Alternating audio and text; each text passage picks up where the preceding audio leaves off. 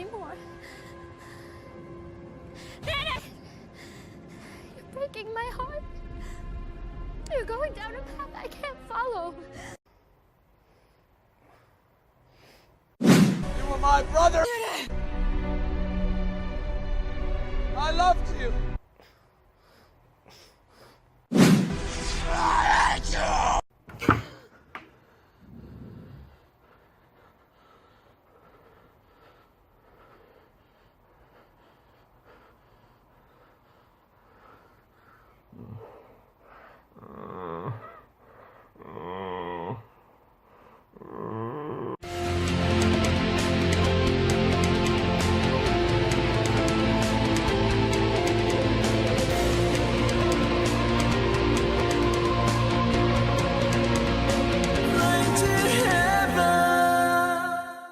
Yo everybody, welcome to my very first Attack on Titan chapter review, and probably the last one because I'm a lazy ass.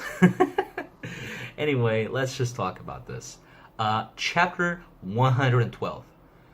I mean, I don't know about you, I was expecting like things to slow down, like just a tiny little bit, and instead we got the biggest, craziest nuclear colossal bomb ever. Well, I guess, you know, in the Return to Shingeki arc, there was a colossal bomb, right? But you know what I'm talking about, right? You know what I mean. I definitely should not have read this fucking thing so late at night. I made a lot of noise. No! Oh, shit! Oh, my god! No! What the fuck? Once they recognize someone as a host. In other words, you only cling to because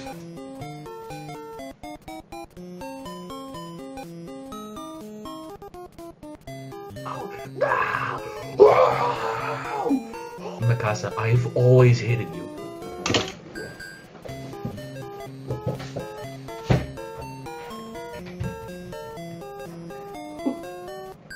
Hey, the VGAs are starting.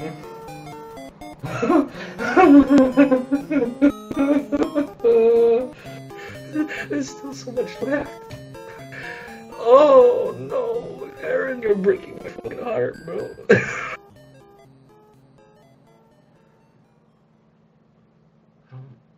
I don't know anymore, man. I'm fucking done. A lot of fucking noise. So, we start this chapter off right where the previous one ended. I mean, shocker. Everyone's freaking out about the Zechus, and I mean, yeah, rightfully so. A couple of chapters ago, Zeke was talking with Levi, you know, about the attack that he did on the Rangako village, Connie's village, and like somehow Marley turned his fucking fluid into a chemical weapon, and basically they just air sprayed Rangako. So like at the time, you know, I was just what, like maybe I'm being too stupid or unreasonable here, right? Maybe, but we know that the spinal fluid would evaporate the moment it would leave a serum. So I don't know if this fucking event was believable or not.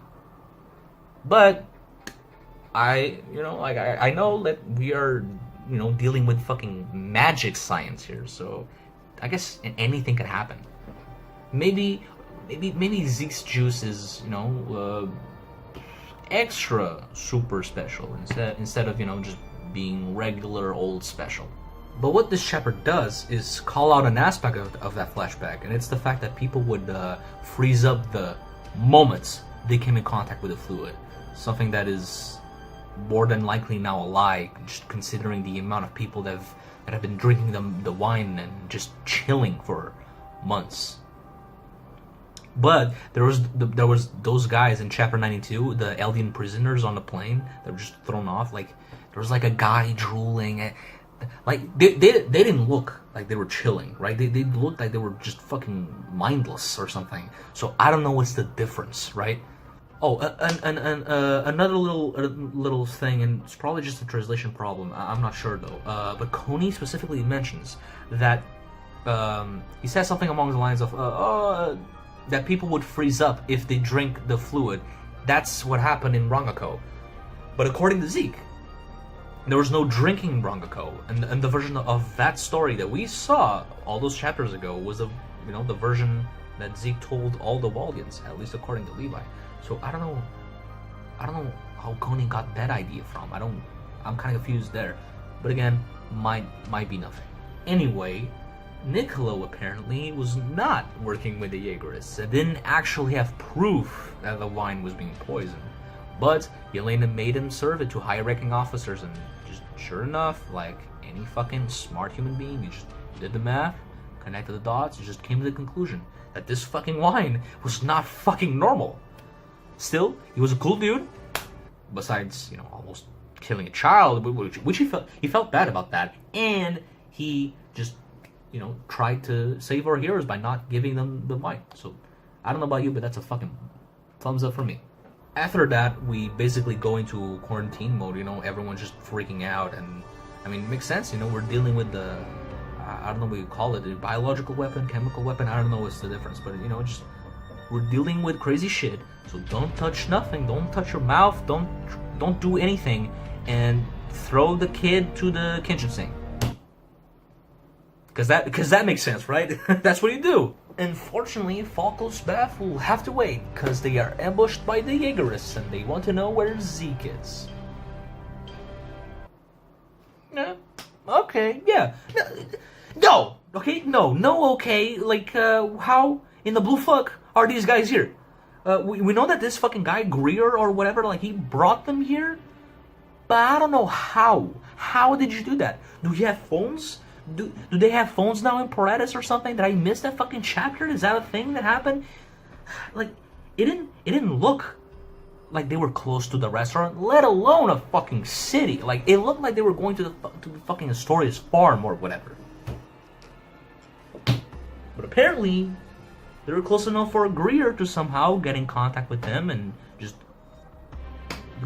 get him over here. Last chapter, off screen.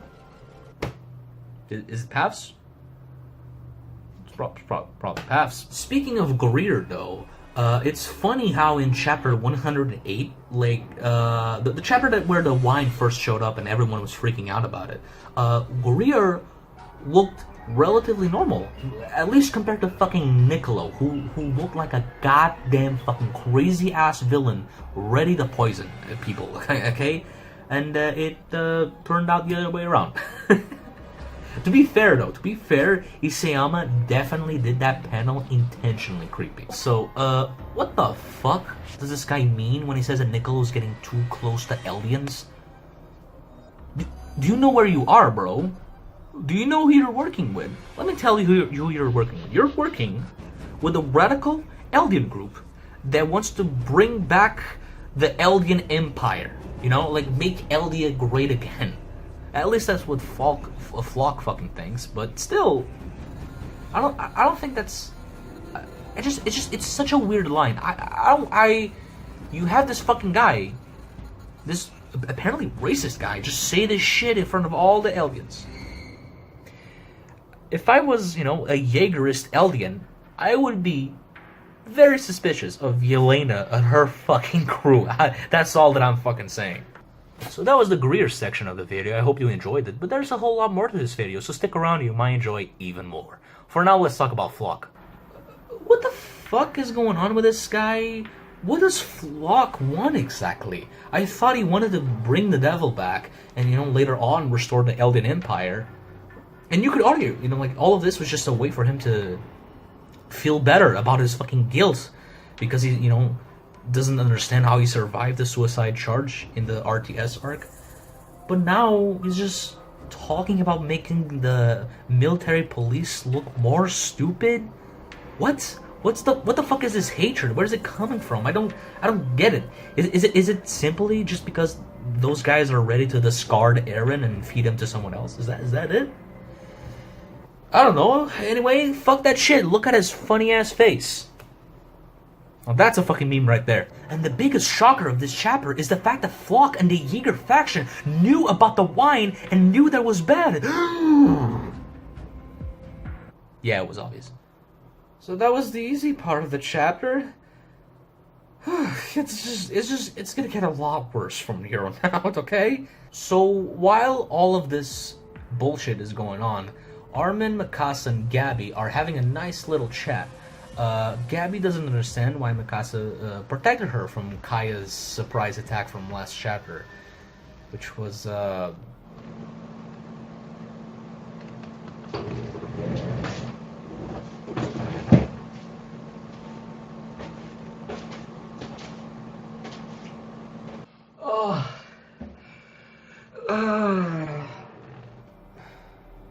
also hard to read.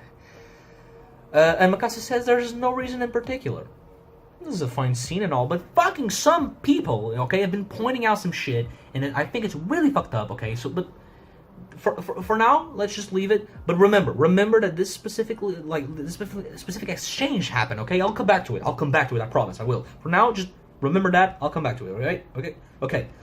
So, anyway, shout out to Gabby, okay, for mentioning that fucking guard that she fucking beat with the rock. Yeah, that guy's fucking dead. Okay, that was I like Gabby, but that was fucking rough as shit, man. That was fucked up. That was not cool in any fucking capacity. That guy, rest in peace, bro. At least he's not turning into a Titan. Am I right? Oh fuck. Still, she tries to protect Falco, and that's it's nice, I guess. And surprise, surprise! Female Eren reminds Armin of Eren. And speaking of the devil...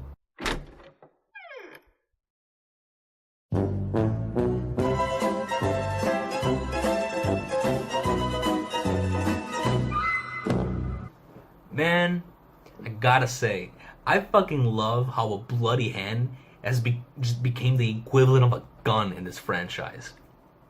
Also, I fucking love Eren's face. Look at that. With his mouth open. It looks funny to me.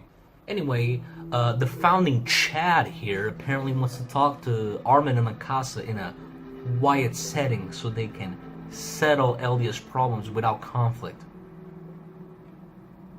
Yeah. You sure got that, buddy. You sure got that. I know this is very hard to notice, but one of Attack on Titan's biggest themes is freedom. And this chapter just brings that again into the table, just talks about that. And I guess also it's direct opposites, like being a slave, being manipulated, being under control, not having free will, just all of that stuff, right? And essentially, the rest of the scene is just characters just accusing the other character of not having free will and just being manipulated by something, whether it's directly other people or just the memories of other people. I am free. Whee! Oh my god. He really is free. The moment Armin implies that Eren is being manipulated by Zeke and Yelena, Eren cuts him off immediately and just says, I am free. Not only is that the same thing he said in the anime back in a season 1 finale, which by the way is completely different in the manga version. He doesn't say that there, but this also ties in with apparently the final panel of the manga that Isayama did for that documentary a couple of weeks ago. I don't want to say exactly what's going on in that panel or what's said there. Don't want to spoil for people that don't want to see it, but it is kind of related to that, okay? So I'm sorry if that is also a bit of a spoiler. For a couple of months now, everyone and their moms has just been making theories about how Eren's being just, controlled by something. Either the devil himself, Ymir Fritz, the founding Titan, Warhammer Titan, and I guess more relevant now,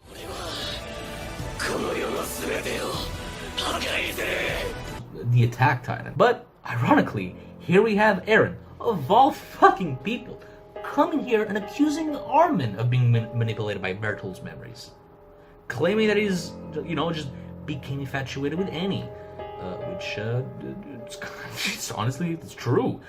Became soft, which might be true. We'll talk about that. And all he says now is, let's talk. Eren, my boy, he has done that at least twice before becoming the Colossal Virgin. From season 1 with Annie, all the way to the RTS arc with Bertolt. But to be fair, you know, I think that last one was mostly just to save time, but still, it's not like he started saying that now. Throughout the entire series, there's been like a couple of moments where Armin looked like a fucking little crazy psychopath. You know, I remember that. I love those moments. Just the crazy faces that he would make. I think the fans called that, you know, like Gesumin, like that was like a nickname. But to be real, ever since he killed the fucking MP girl in the Uprising arc, like he became soft. Like he felt so bad about it. Like he felt so bad that set him completely straight, right? And you know, like maybe he got more soft after eating burrito,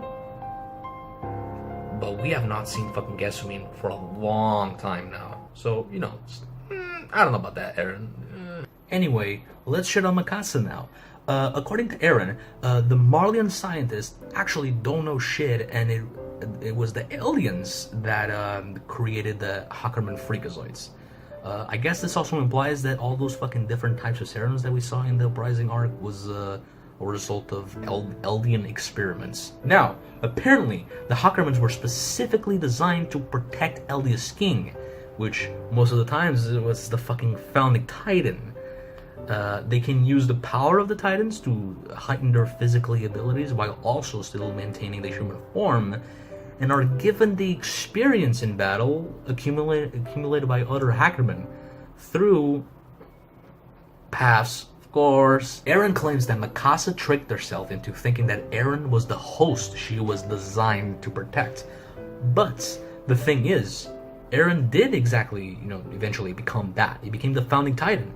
So, you know, maybe she recognized that through paths or some shit. This is why some people believe that, you know, like Mikasa protecting Gabi in like earlier is suggesting that Gabi could be the next founding attack Warhammer Titan thing. The Chad Titan. Mikasa, of course, tries to deny this, but Eren drops another bomb. A bomb that hardcore fans have been waiting for. The fucking headaches.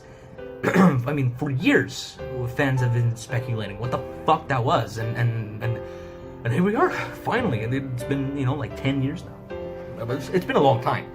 And according to Eren, the headaches are the true self trying to resist being forced to protect its host.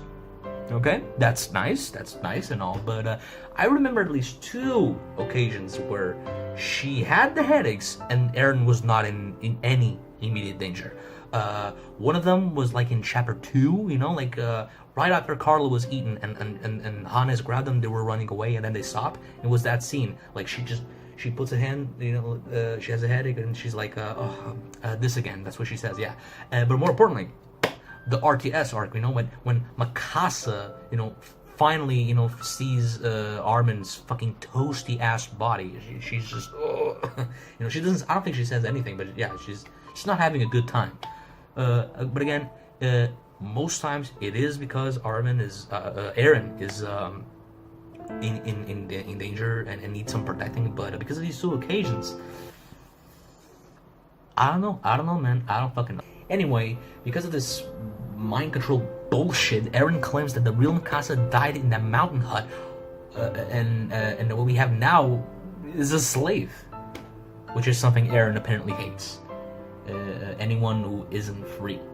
Yeah, cool.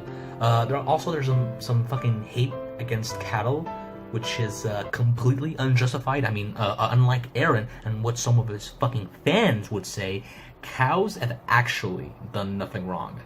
But I mean, I don't know if he has any fans after this fucking little stunt.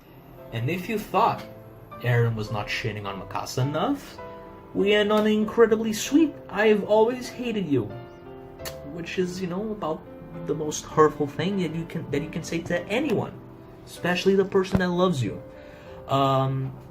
Now, Eren has definitely expressed before that he doesn't, like being treated as a child, or how jealous he was because just because she was so strong and so capable. You could even argue, right? Honestly, you could argue that she kind of makes him feel like less of a man.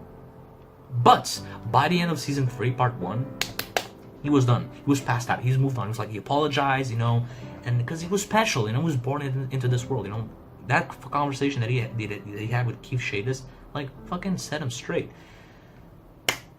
But if you were to argue that his personality now, or just actions or whatever, are being influenced by the Attack Titan, maybe that's the reason why he fucking attacked Mikasa in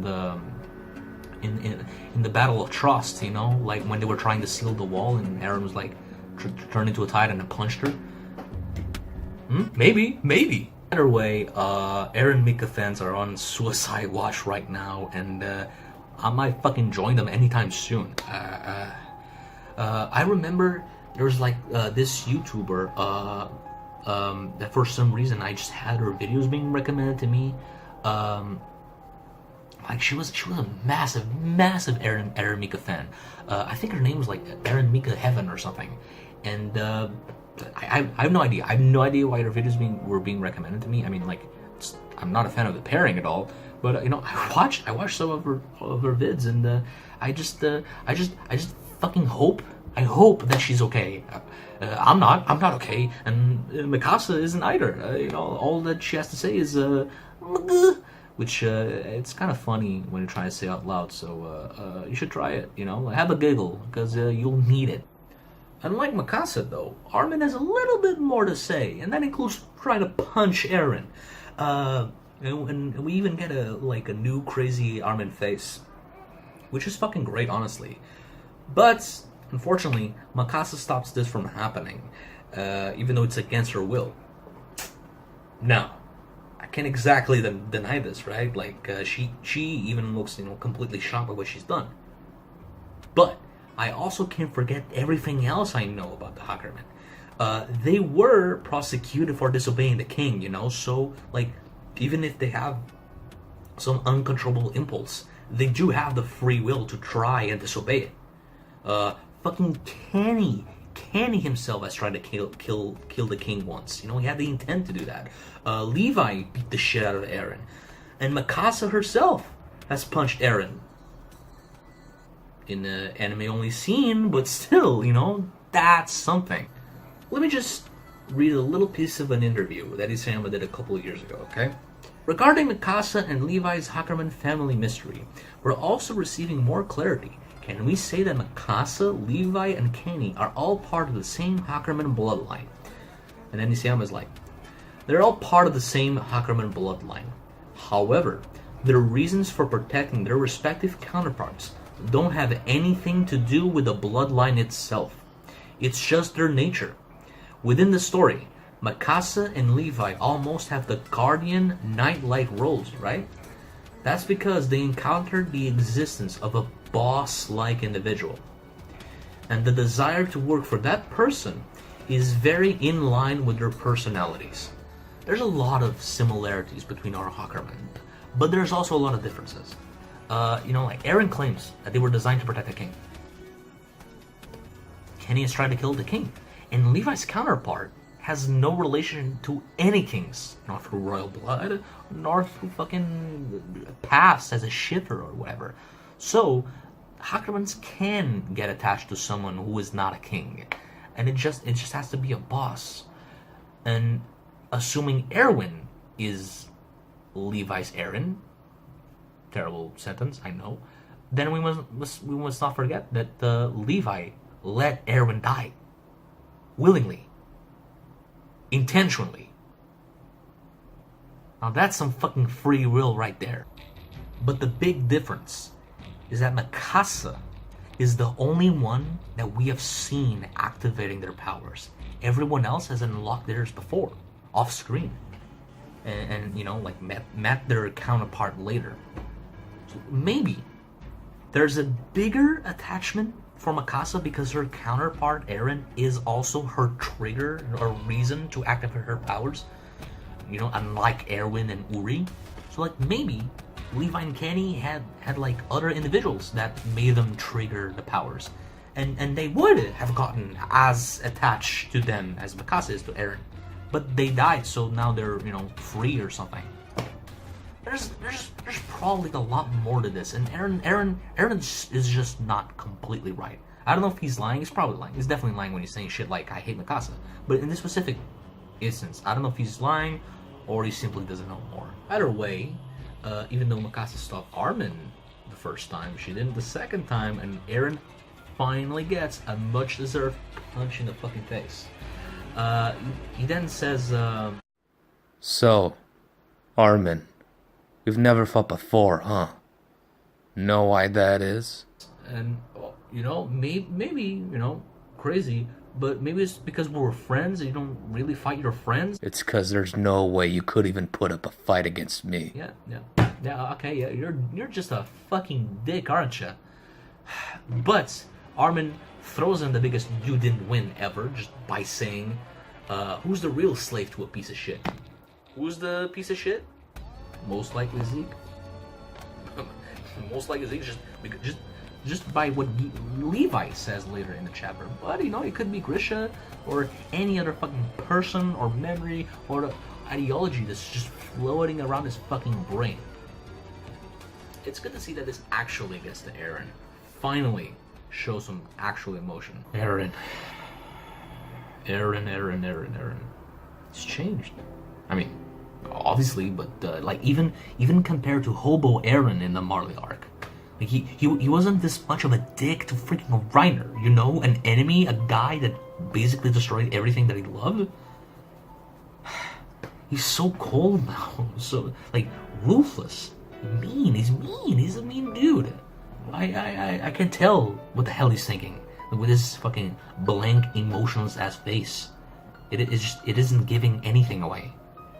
Besides that one time when he got angry, you know. Besides that, what the fuck happened? Throughout this entire arc, Eren became the new basement. He's the new mystery. From his talk with Falco in chapter 97, about how he feels like he's losing his identity. He said something like that. Coney, a few chapters ago, when you know that wasn't Eren. And this chapter, this entire conversation, Eren's entire identity has been put into question. It's possible, more than ever now, that he has not simply just changed, okay? Like, he might be under the influence of something. I'm not talking about drugs here. I mean, this guy came here and accused Armin of being controlled by Bertolt, when he himself has like 3 times the amount of shit inside his brain. And we know 2 of those titans have like very strong ideologies. One of them is seemingly not affecting him, but the other one... 生まれた時から自由だ。それを拒む者がどれだけ強くても関係ない。炎の水でも氷の大地でも何でもいい。それを見た者はこの世界で一番の自由を手に入れたものだ。戦い、そのためなら命なんか惜しくない。どれだけ世界が恐ろしくても関係ない。どれだけ世界が残酷でも関係ない。戦え、戦え、戦え、戦え。The Attack Titan.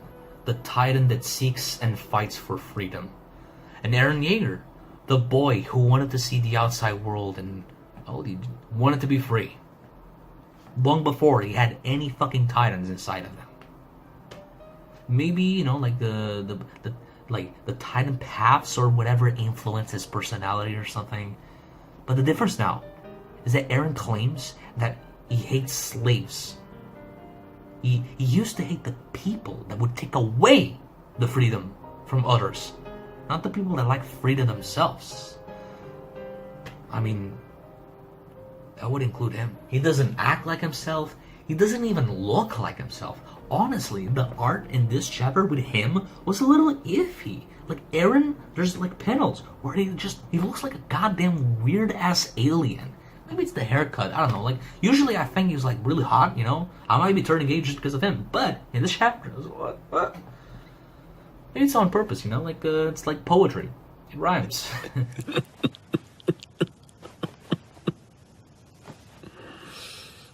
We humans, we're all the same.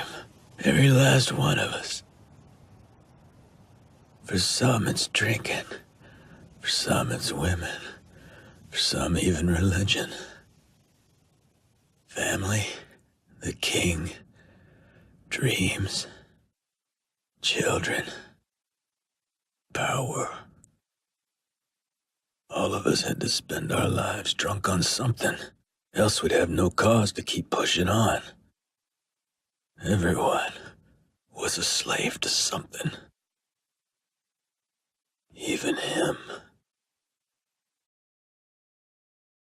Sam has stated on many interviews that Eren was a slave to the story because he would be forced to move by it. His existence is only to act out the role needed by the story.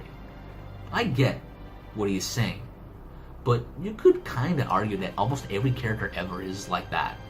Either way, things have changed. Like, Eren is now creating the plot. Like, he became the plot, and everyone else is just getting dragged by it. But, like Kenny said, everyone is a slave to something. And that does not change for Eren. He's a slave to his own dream of freedom. And isn't that some hot, spicy irony? All the things Eren criticized Armin and Mikasa for are things that he himself is directly responsible for. He told Mikasa to fight, and he got Armin to become the Colossal Titan. If anything, he is the one that took away their freedom. And why is that? Like, why is he doing all of this? What is he trying to accomplish by hurting the people that he wanted to protect? I've seen a lot of people, like saying stuff like, oh, he's, maybe trying to create some distance, driving them away to protect them. That's cool and all, but like Armin and Mikasa and everyone else, like they're not kids. They're not civilians. They're not even random soldiers. They're like the most important fucking soldiers ever. And all Eren is doing is just becoming even more of an enemy than he already was. Eren is just an enemy, that they as soldiers have to fucking stop. All this shit is just, he's just shitting on them. It's just provoking them. Why? Fuck. Anyway, even though Eren and the Yeagerists want to know where Zeke is, for some weird reason we are now going to Shingeki instead of, I don't know, beating the information out of them. I don't get it. I'm very confused there. Yeah, that's it for the restaurant, and we move on to our favorite midget spinner. So, after catching up with what's going on, it kind of looks like Levi is getting a headache, right? When the soldiers tell him that Eren has to die, could it be the Hakurman instincts? I don't fucking think so. Okay, Levi has always believed that nobody dies for nothing. But so many, that died to protect Eren, the person they all have had so much faith in, and is now a fucking terrorist. Levi has started regretting, where his beliefs have brought him to. Started doubting whether all of his sacrifices were in vain.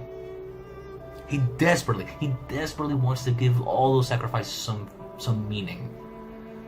So he clings to Eren, not because he's a slave, but because he's unwilling to accept that all those countless sacrifices were for nothing. In his mind, there's only one person that needs to die right now. Another piece of shit.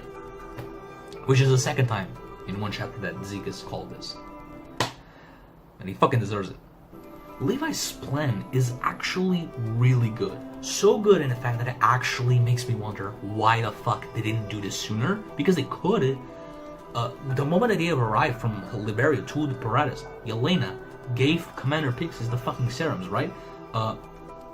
It's been a month, and they didn't do that. They didn't use that, and they could have used that. It's not like they fucking trusted fucking Zeke or Yelena and her fucking crew. So realistically, they would have done this sooner. But I guess they wanted to give them the benefit of the doubt, or maybe they I don't know. Like I guess they felt bad about whatever random person would have to eat Zeke and live for like 3 months or something before he would be eaten by Astoria. Yeah, they felt bad about that guy. I don't know, man. I maybe I'm missing something, but this seems like really like convenient ass writing just to keep Zeke alive. Everyone's a fucking idiot, and now Levi is smart.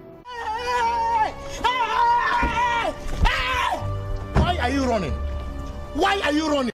But it's too late for plans now. Fucking Dio over here uses his secret Joestar technique and starts screaming, effectively turning 30 people into Titans and leaving Midget Spinner alone.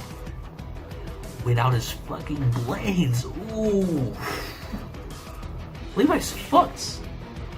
I don't think he's gonna die just yet, but he's fucking fucked. And I don't know, like, if he drank the wine and isn't turning into a Titan because I guess he kind of already technically is one, or if he just spent a whole month drinking tea. I'd buy that. Honestly, I'd buy that, but I don't know. Either way, it's not looking good for him. It's crazy that all of this shit is going on, and we have no updates regarding Astoria, or worse, Pike. Oof. Yikes! Because there's no way it's just her. It has to be all the Marleyan warriors, right? All of them here, and they have not done anything yet. Ooh. Speaking of that though, check out this funny picture. Maybe here, yeah, maybe here. I don't know. It's funny, you know. Maybe giggle. And, that's what we all need after this fucking tragedy of a chapter. I'm not that I'm saying it's bad. I'm just I'm just saying that it hurt so fucking bad. And that fucking alternative cover that Isayama fucking drew. You fucking dick, you fucking asshole. The moment I saw that fucking cover, I was like, oh no. Oh no, it was gonna be bad. And it was worse. And it was way worse. It was so worse. So, what do you guys think? Did Eren save Mikasa from being a slave, only for her to become a slave to him? Will Falco leave the kitchen sink? Are there phones in Paradise Island? Is literally everyone in the restaurant, including Sasha's family, going to Shigashina? Or is it just the main characters? Or is it just specifically the main trio? And finally, will Levi die in the first 2 pages of the next chapter? Look, man, I don't know. I don't fucking know, man. I can't, okay? I can't talk about this shit anymore, and I'm done. I'm done with fucking Attack on Titan. I can't do this. That's the fucking video. Leave a like, leave a subscribe, dig my dog, and I don't care, okay? Eren, why?